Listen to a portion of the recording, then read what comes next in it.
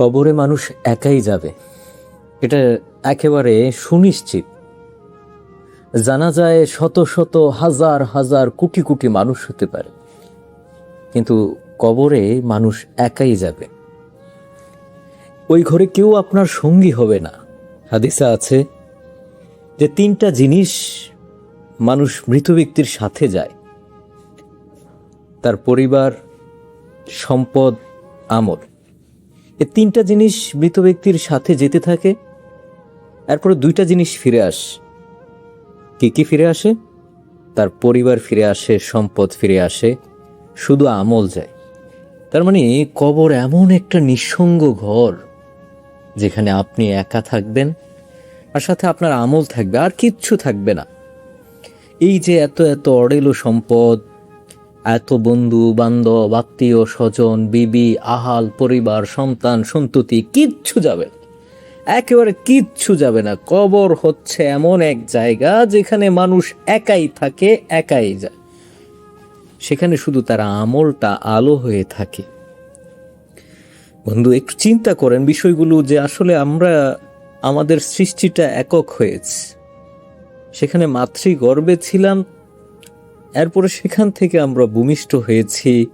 এই পৃথিবী একটা ক্ষণস্থায়ী সময়, এই সময়টা শেষে আমরা আবার চলে যাব, এমন একটা ঘরে চলে যাব যেখানে আর আমাদের সঙ্গে কেউ হবে না।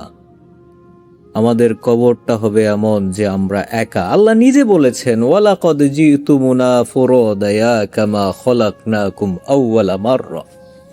তোমরা আমার কাছে একাকী আসবে, একাকী এসেছো, যেমন তোমাদেরকে আমি প্রথমে সৃষ্টি করেছি। সূরা আনামের 94 নম্বর আয়াত। ওই যে প্রথমে সৃষ্টিতে আপনি একা ছিলেন, কবরও আপনি একাই যাবেন, একাই থাকবেন। তাই এত বন্ধু বান্ধব, পরিবার, আত্মীয় স্বজন, তাদের ফিকির না করে একটু স্বার্থপর হন। কবরের জিন্দিগির ফিকিরের ক্ষেত্রে আপনি স্বার্থপর হন। পৃথিবীর মানুষ আপনাকে দুনিয়াতে লিপ্ত করতে চায়, আপনি দুনিয়া ছেড়ে আখেরাত নিয়ে ভাবেন। ওরা যদি আপনাকে বলে তুমি নামাজ ছেড়ে আমাদের সাথে আড্ডা দাও, সেক্ষেত্রে আপনি স্বার্থপর হন, যে না, তোমাদের সাথে আমার এখন বন্ধুত্ব নয়, আমি এখন নামাজে যাব। ওরা যদি তোমাকে বলে যে তুমি রোজা ছেড়ে আসো আমাদের সাথে আড্ডায়, গানে মত্ত হও, তুমি বলবে না, আমি এক্ষেত্রে স্বার্থপর, তোমাদের সাথে আমার কোনো সম্পর্ক নেই।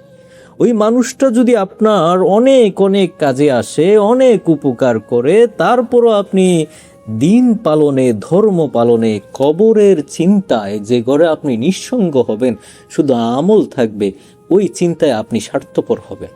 সে যদি আপনাকে অনেক টাকা পয়সা বিভিন্ন কাজে সহযোগিতা করে, আর সে আপনাকে গুনাহের কোনো কাজে লিপ্ত হতে বলে, আপনি সেক্ষেত্রে স্বার্থপর হন।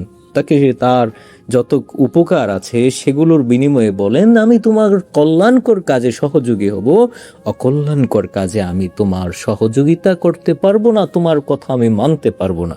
এক্ষেত্রে স্বার্থপর হন, কারণ কবর এমন একটা জায়গা যেখানে